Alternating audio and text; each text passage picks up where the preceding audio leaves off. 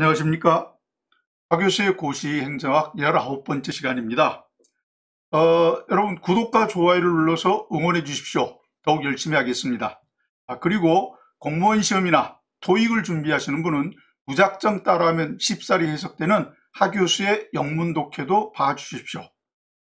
자, 오늘은 우리 조직론의 두 번째 시간으로 조직의 구조에 관해서 설명을 할 텐데, 조직이 어떤 형태의 모양을 가지고 어떻게 행동하느냐와 관련된 것이 조직의 구조인데, 이 조직의 구조에 영향을 미치는 변수로 크게 두 가지가 있습니다. 기본 변수라는 것하고 그 다음에 상황 변수라는 게 있습니다.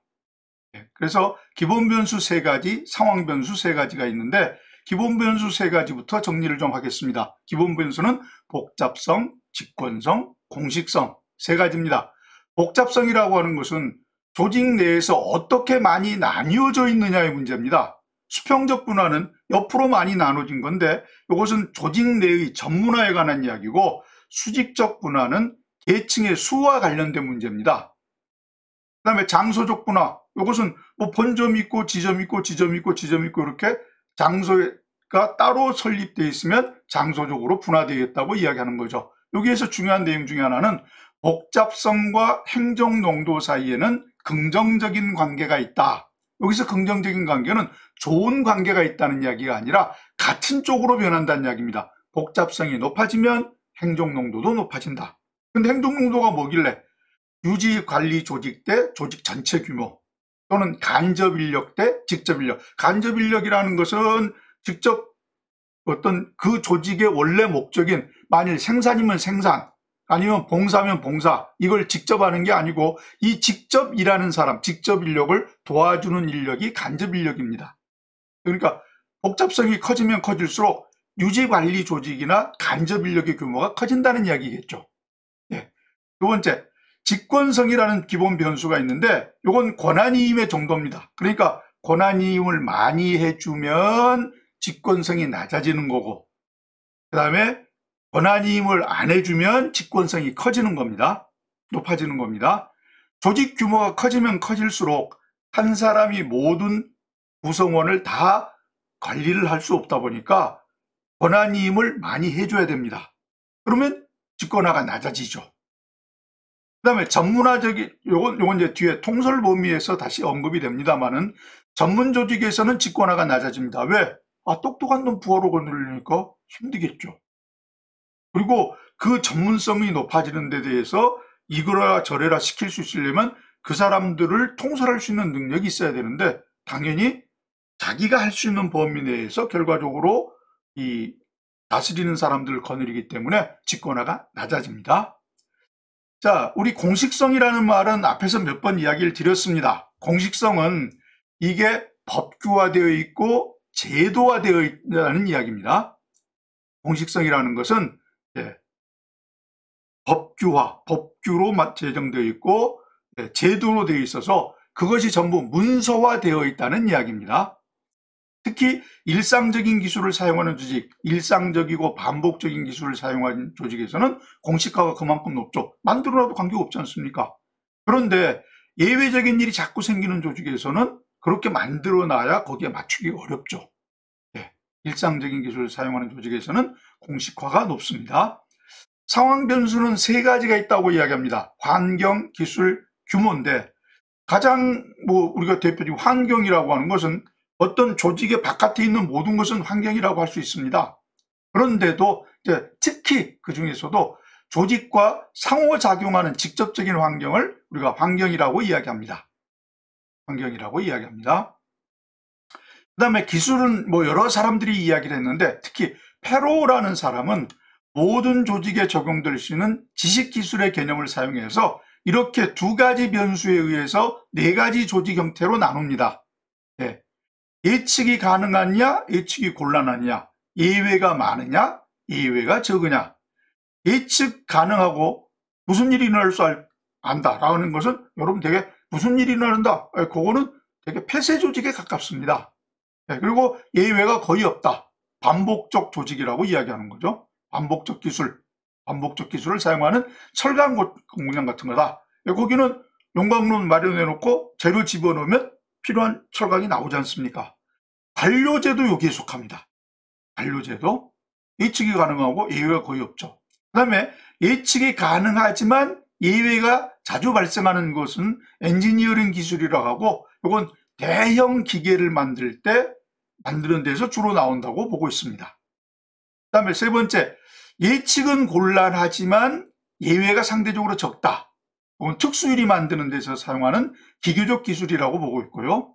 그 다음에 특히 이제 우리가 요즘 관심이 많은 우주로 나간다 어쩐다는, 우리가 모르는 상태로 가야 되기 때문에 예측이 곤란하죠.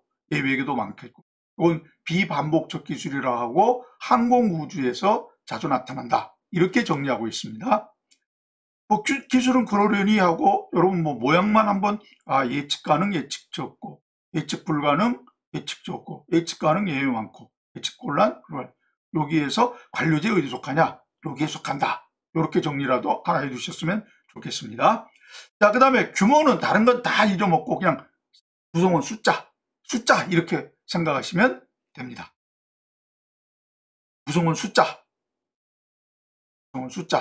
네. 규모가 클수록 당연히 복잡성은 증대하겠죠. 나눠지는 게 더 많겠죠. 그래서 일단 기본적으로 규모는 무조건 숫자, 이렇게 정리를 해주셨으면 좋겠습니다. 그 다음에 이제 조직에서 말하는 원리라고 하는 게 있습니다. 특히 이제 고전적 조직 이론에서 이것이 자연과학의 법칙과 유사한 원리가 있다라고 이야기하고, 이러한 원리에 따라 조직을 구성하면 가장 능률적인 집행구조가 된다고 이야기합니다. 여러분, 집행구조입니다. 고전적 이론입니다. 고전적 이론이라는 것은 되게 정치행정, 이원론에 입각합니다. 그렇죠? 그래서 집행 문제만 따집니다. 근데 그렇게 하면 가장 능률적인 집행적인 구조가 된다 라고 이야기를 하고 있습니다. 근데 여러분요, 원리라고 하는 게 얼마나 허망한 이야기인가 하는 것은, 요거 제가 순서를 좀 적어놨습니다. 자, 우리가 일상적으로 많이 경험하는 게 있습니다. 어떤 거냐? 날씨가 흐리다. 저기압이 발생했다. 그러니까 저기 이렇게 어디가 나이가 좀 들거나 어디 다친 경험 있는 사람은 수시고 이런 경험을 했습니다. 자, 그래서 오늘 아침에 일어났더니 온몸이 찌푸하고 막 이렇게 원래 다쳤던 데가 아픕니다. 그래서 혹시 오늘 내일 비 오려나? 가설을 세울 수 있습니다. 가설이라면 if then 뭐뭐하면 뭐뭐할 거다. 이게 가설이죠. 가설을 세웁니다. 그랬더니 검증이 됐어요. 그날 오후에 비가 왔습니다. 이게 검증이라고 하죠. 검증이 됐습니다. 그래서 몸을 다친 사람이, 부상자가 온몸이 쑤시고 아프면 기후가 나쁠 것이다. 나쁘다. 이런 이론이 만들어집니다. 가설이 검증이 되면 이론이 되는 겁니다. 무슨 설, 가짜가 빠지죠. 가짜가 아니고 이제는 진짜 설이 됐습니다. 그리고 이 설이 많은 여러 가지 이론들이 나와가지고 정리가 돼가지고 하나로 통합이 되면 이것을 원리라고 이야기합니다. 법칙이죠. 이 정도로까지 가는 것을 이야기하는데, 우리 사회과학에서는 대개 이 이론을 만드는 것으로 끝이 납니다. 이론을 만드는 걸로. 이 원리 법칙까지 가는 것은 자연과학까지 가는 거예요. 요 이론 만들기도 쉽지 않는데 원리가 있다고 보면 솔직히 말해서 웃기는 이야기죠. 그런데 고전 이론에서는 그런 이론이 있다, 원리가 있다 라고 자신 있게 말을 했습니다. 그렇지 않다는 것은 뒤에 가서 많은 사람들이 비판을 합니다만, 이런 원리가 있다라고 해서 약 5개 정도의 원리를 이야기를 합니다. 첫 번째가 계층제의 원리입니다. 계층제 원리라는 간단하게 이런 모양으로 조직을 만든다. 삼각형 형태의 조직을 만든다. 이게 계층제 원리입니다. 중요한 건 위가 있고 아래가 있고 아래가 있고 아래가 있다는 이야기는 그것에 따라서 일정한 자기가 맡은 범위 내에서 일정한 부분을 아래로 넘겨줬다는 이야기입니다. 권한과 책임을 나눠줬다는 이야기예요. 그래가지고 전체적으로 위아래를 형성해서 위는 명령하고 아래는 복종하는 형태입니다. 위는 명령하고 아래는 복종하는 형태입니다. 이것은 여러분, 이런 조직도 있겠지만 더 뾰족한 조직도 있고 더 널쩍한 조직도 있겠죠. 이건 결과적으로 밑에 거느리는 것이 얼마까지 가능하느냐에 따라서 조직 형태가 달라질 수 있습니다. 이건 뒤에 이제 통솔범위라고 하는데 계층제의 원리는 통솔범위와 반비례입니다. 계층제는 통솔범위와 반비례입니다. 이건 통솔범위에서 다시 한번 이야기를 하겠습니다. 자, 이런 계층제의 원리를 문제가 이제 나타나면 이게 이제 장점이 뭐고 단점이 뭐냐 하게 되면 뭐 장점은 명령 통일에 의해서 뭐가 되고 어쩌고 장점들이 아까 말한 그만큼 조직이 능률적으로 움직인다고 그랬죠. 그건 장점이지만 뭐가 단점이냐? 위아래가 있다는 것은 일을 하는 데서만 위아래가 있으면 좋은데 모든 것에서 윗사람 노릇하고 모든 것을 아랫사람 노릇하라고 하는 것은 문제입니다. 우리 법의 날 같은 때 항상 하는 말 있지 않습니까? 사람 위에 사람 없고 사람 아래 사람 없다. 모두가 다 평등하다. 이런데 이 조직은 이런 형태는 기본적으로 위아래, 사람의 위아래가 있다는 것을 정해놓고 있는 겁니다. 그래서 이제 이러한 것을 극복하기 위해서 이러한 평탄한 조직 또는 평면 조직이라고 해서 위가 점차 없어지는 형태의 조직 형태로 변화해 가는 것이 바람직하다는 이야기입니다. 바람직하다는 것은 아직 됐다는 거 아닙니다. 바람직하다. 그렇게 되는 게 좋다. 이렇게 보고 있는 겁니다. 두 번째, 아까 통솔범위와 이제 제가 이야기를 드린다고 그랬죠. 통솔범위의 원리입니다. 무슨 말이냐? 한 사람의 상관이 효과적으로 거느릴 수 있는 직속 부하의 수를 통솔범위라고 이야기합니다. 한 사람의 상관이 거느릴 수 있는 직속 부하의 수. 여러분, 한 사람의 상관이 5명 거느릴 수 있고 이 사람이 또 10명 거느릴 수 있고 하게 되면 내려가는 게 이런 형태로 내려가겠죠. 근데 한 사람의 상관이 거느릴 수 있는 게 20명이고 그 아래 사람은 100명을 거느릴 수 있고 하게 되면 점차 이렇게 널찍한 조직이 되겠죠. 그래서 계층제와 반비례 관계라는 이야기입니다. 계층이 많아진다는 이야기는 뾰족한 조직이라는 거고 상관이 거느릴 수 있는 직속 부하의 수가 적은 거고, 널찍한 조직이라는 것은 한 사람이 거느릴 수 있는 계층은 그만큼 적어지고 한 사람이 거느릴 수 있는 부하의 수는 많아지는 거죠. 그래서 계층제와 통솔범위는 반비례입니다. 자, 그러면 어떨수록 통솔범위가 넓어지겠습니까? 감독자의 능력이 클수록 통솔범위가 넓어지겠죠. 거느릴 수 있는 부하의 수가 많아지겠죠. 부하가 유능해서 알아서 하는 게 많아지면 일일이 간섭하지 않아도 되니까 많은 사람을 거느려도 문제가 없죠. 업무가 반복적이고 표준화되어 있으면 따로 체크하고 자시고 할 게 없죠. 그거 벗어나면 그냥 드러나는데 많이 거느릴 수 있고요. 직무와 권한을 명확히 나눠줘 가지고 딱딱딱 정해져 있고 그 벗어나는 게 잘 보이면 많이 거느릴 수 있죠. 개선 조직이 잘 구비될수록, 개선이라는 게 용어가 나왔습니다만, 개선 조직은 이와 같은 삼각형의 조직에 따라서 발달해 나가는 조직을 개선 조직이라고 합니다. 그 다음에 새로 생긴 조직보다는 기존 조직에서 많은 일을 해봐서 그만큼 경험이 있죠. 많이 거느릴 수 있습니다. 그 다음에 파킨슨 법칙 기억나십니까? 파킨슨 법칙입니다. 가능한 한 부하의 수를 늘리려고 하는 거죠. 심리적이죠? 네. 가능한 한 부하의 수를 늘리려고 하는 거. 이 파킨슨 법칙이 강할수록 통솔범위가 넓어집니다. 이해하실 수 있습니까?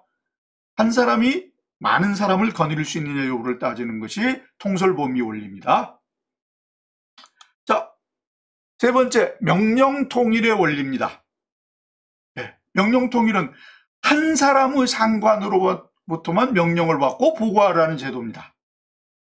무슨 말이냐? 이 사람은 이렇게 하라고, 저 사람은 그렇게 하라고, 그 사람은 그렇게 하라고 그러면 어느 장단에 춤추고 일을 하겠습니까? 그렇죠? 그래서 기본적으로 명령통일의 원리는 한 사람의 상관으로부터 명령을 받고 보고를 할 때만이 가장 일이 잘 된다는 이야기입니다. 어느 장단에 춤추려라고 하는 문제가 안 나올 수 있다는 이야기입니다. 그 다음에 대규모 조직에서는 대개 최고 책임자를 도와주는 어떤 조직이 있는데 그걸 참모 조직 또는 막료 조직이라고 합니다. 근데 이 막료 조직은 원래 명령 권한이 없어요. 근데 문제가 참모 조직 자체가 최고 책임자와 가까이 있습니다. 위쪽에 있습니다. 위쪽에 있다 보니까 생기는 문제가 뭡니까? 저절로 영향력이 생긴다는 이야기입니다. 영향력이 생기면 이래라 저래라 할 수 있는 부분이 생기는 거죠. 그러면 원래 직속상관의 망령을 받아야 되는데 옆에 사람이 또 뭐라고 그러니까 그 사람 말도 들어야 되나? 이런 문제가 생기는 거죠.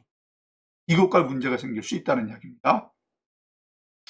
자, 네 번째, 전문화의 원리가 있습니다. 전문화 또는 분업의 원리라고 하는데 반복적이고 기계적인 업무를 단순화시키는 겁니다. 계속하는 겁니다.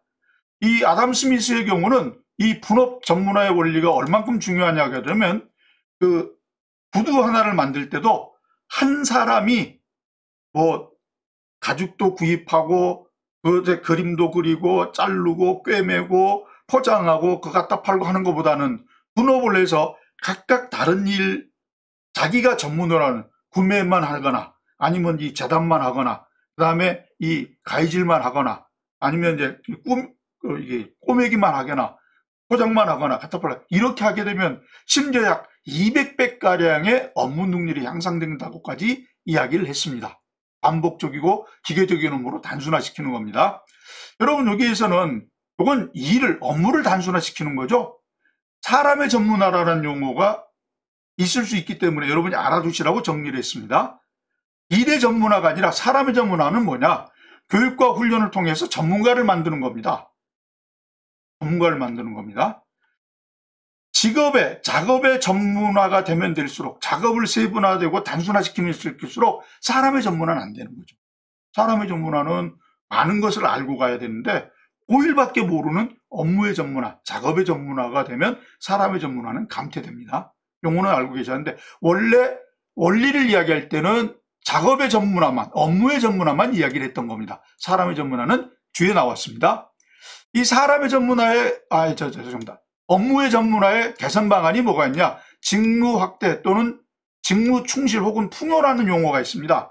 직무 확대는 옆으로 이렇게 수평적 분화가 세분화돼서 너무나 이 간격이 생기기 때문에 이 국이나 과의 경계를 없애가지고 6개였던 국을 2개, 3개로 만들어주는 겁니다.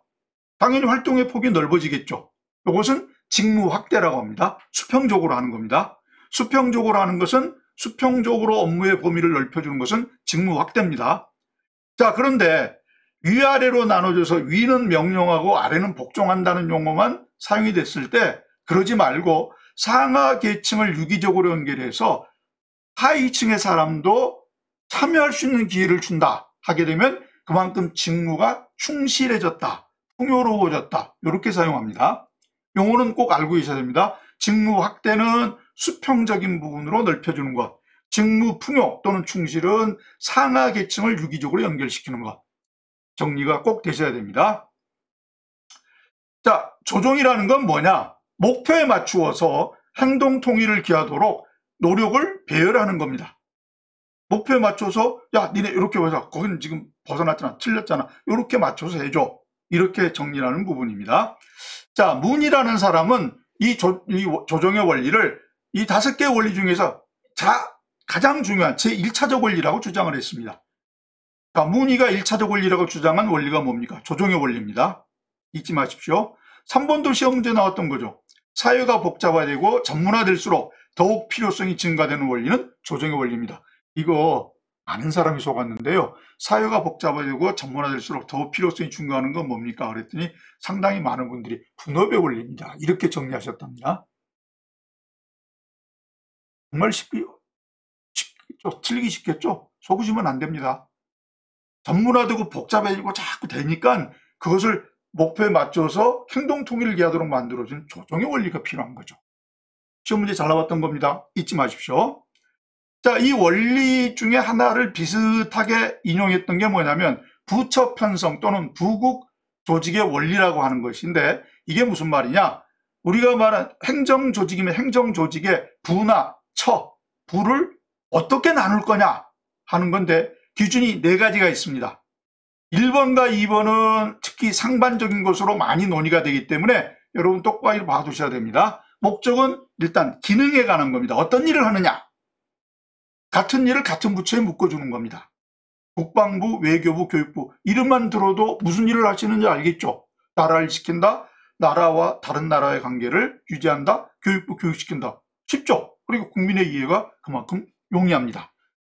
두 번째, 과정은 이 목적과 대비되는 거기 때문에 목적하게 되면 원래 수단하고 연결이 돼야 되는데 과정이라는 걸 집어넣어서 정리를 하신 분들이 있습니다. 그래서 요거는 수단, 기술에 관한 겁니다. 기술에 관한 겁니다. 그래서 동일한 기술을 사용하는 사람들을 하나의 조직에 통합하는 겁니다. 우리가 법제처 그러면 법 만드는 것, 법 만드는 어떤 기술과 관련된 것을 사용한다. 통계청, 통계하는 거구나. 이건 기능이라고 보다는 그러한 어떤 동일한 기술을 사용한다고 생각을 하셔야겠습니다. 기술에 관한 겁니다. 이것도 여러분 보시면 특히 과정을 놓고 보면 이 어떤 하나의 부의 개념보다는 그것에 딸려있는 왜 청이나 처의 형태로 존재를 하죠. 조금 작은 의미입니다. 새로운 기술 활용이 그만큼 쉽죠. 기술 받아들이는데. 네. 세 번째 기준이 수익자입니다. 고객입니다. 누가 봉사를 받느냐? 누가 봉사를 받느냐? 봉사를 누가 받느냐? 국가보훈처? 국가를 위해서 봉사했던 사람들, 국가를 위해서 희생했던 사람들을 도와주는 곳이다. 고용노동부, 여성가족부. 누가 고객인지가 바로 드러나지 않습니까? 그렇죠? 대신 이건 누가 고객인지를 드러나기 때문에 그 고객들이 모여서 행사하는 이익 집단의 압력에는 취약합니다. 그 다음에 마지막으로 지역이 있는데 부처 내 조직 방법으로 가장 많이 활용합니다. 어떤 부처가 만들어지고 그 안에 작은 단위로 대표적으로 외교부의 북미국, 대상이 어딘지 알죠? 북미 지역이 유럽 지역이다. 유럽국. 그다음에 항만청의 경우는 인천항만청, 부산항만청, 제주항만청, 무슨 뭐 군산항만청 이런 쪽으로 지역 이름이 붙게 됩니다. 우체국도 뭐 우리 청동 우체국, 무슨 뭐 종로 우체국 이런 우체국 지역 이름이 붙지 않습니까? 이게 대상 지역에 의해서 그렇기 때문에 그렇습니다. 이것도 역시 지방의 압력 당체에 굴복하기 쉽습니다. 왜? 그것이 다 드러나 있지 않습니까? 네. 그래서 목적, 과정, 수익자, 지역, 기능, 기술, 고객, 지역 되셨습니까? 정리가 되시면 오늘은 여기 이제 조직의 형태에서 조금만 더 하고 가겠습니다. 왜냐하면 뒤에 조직의 형태가 너무 길어서 좀 나눠야 됐습니다. 여러분 조직 형태에 가장 간단한 건 첫 번째가 개선과 막료, 참모입니다. 여러분 제가 옆에 그림 하나 그려놨죠? 이렇게 삼각형 조직이 개선 조직이고 위에 최고 책임자와 가깝게 옆으로 존재하는 조직이 막료 또는 참모 조직입니다. 요 개선 조직이 있어야만 그 조직이 존립할 수 있습니다. 그 조직이 존립할 수 있습니다. 그렇기 때문에 조직 존립의 목적이 되는 조직은 어느 거냐 하게 되면 개선 조직 이렇게 해야 되고, 이거는 기본적으로 위아래가 있기 때문에 상하 명령 복종 관계입니다. 우리 부의 경우는 장관, 차관, 국장, 과장, 계장 이런 등의 개선 조직이 있습니다. 막료는 참모 조직이죠. 참모 조직인데 무슨 일을 주로 하느냐? 자문, 권고, 조정, 우리가 하는 기획, 인사, 회계, 공보, 조달 이런 모든 것들은 참모기관이 합니다. 원래 어떤 일을 하기 위해서 이런 게 필요한 거죠. 하는 게 아니고 도와주는 기관입니다. 잊지 마십시오. 자, 보조기관과 막료라는 용어가 자주 혼돈이 돼서 사용이 되고 있는데, 보조기관이라는 것은 계층제 외곽에 있는 모든 특수조직 단위에서 막료를 제외한 기관입니다. 그리고 주로 어떤 기관이냐? 타이핑, 인쇄, 속기 등을 개선 조직이 해주는 조직이에요. 그런데 이런 전문성을 띠고 있는 것은 아닙니다. 이런 전문성을 띠고 있는 건 아닙니다. 그렇기 때문에 이건 꼭 높은 자리에 있을 필요는 없습니다. 높은 자리에 있을 필요는 없습니다. 이걸 보조기관이라죠. 사이먼이라는 사람은 보조기관과 막료기관을 합해서 간접기관이라고 이야기했습니다. 여러분 아까 제가 간접인력이라고 하는 거 앞에 이야기했던 거 행정농도에서 이야기할 때 기억나시죠? 행정농도에서 이야기할 때 간접기관이라는데 이 간접기관을 두상조직이라고도 이야기합니다. 뭐 따로 있는 조직이라고 하는 이야기입니다. 개선과 막료간은 갈등이 나타날 수밖에 없는데, 개선은 원래 하던 대로 하는 게 좋습니다. 막료는 위에 있으면서 뭔가 좀 바꿔보고 싶습니다. 개혁적입니다. 그리고 되게 개선 조직은 아래서부터 올라가기 때문에 처음부터 학력이 높거나 무슨 배경이 좋은 건 아닌데, 막료들은 처음부터 위치가 위쪽에 있습니다. 따라서 이 배경이 높다 보니까 배경 차이에 따라서 문제가 있습니다. 위치도 막료가 기관장하고 더 가깝죠. 그리고 막료가 알게 모르게 영향력을 행사합니다. 권한을 행사합니다. 그러다 보니까 갈등이 생겨날 수밖에 없습니다. 아까 제가 말씀드릴 때 개선은 명령 복종 이게 있다고 이야기했고 막료는 그게 없어야 되는데 막료가 알게 모르게 영향력을 행사합니다. 개선 입장에서는 기분이 나쁘죠. 해결 방법은 권한 한계를 명확하게 해서 여기까지는 막료, 여기까지는 개선. 그 다음에 서로 자리를 바꿔주는 인사교류. 그 다음에 자주 만날 수 있는 기회를 만들어주고 교육훈련 등을 통해서 갈등을 없애려고 노력을 하면 됩니다. 자, 오늘 조금 시간이 더 많이 지났습니다만은 이걸로 19강을 마치겠습니다. 감사합니다.